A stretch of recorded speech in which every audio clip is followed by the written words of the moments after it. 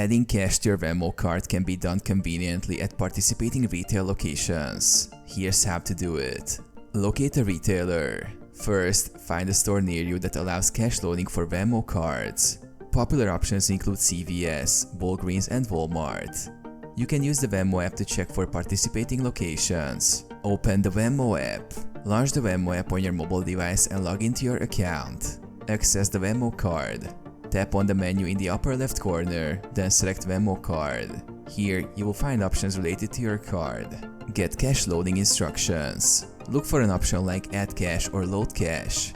The app will provide you with instructions and a barcode. Go to the store. Take your cash and the barcode to the participating retailer. At the checkout, show the barcode to the cashier. Complete the transaction. Hand over the cash amount you wish to load onto your Venmo card. The cashier will scan the barcode and the cash will be added to your Venmo balance. Check your balance. After the transaction, return to the Venmo app to confirm the updated balance.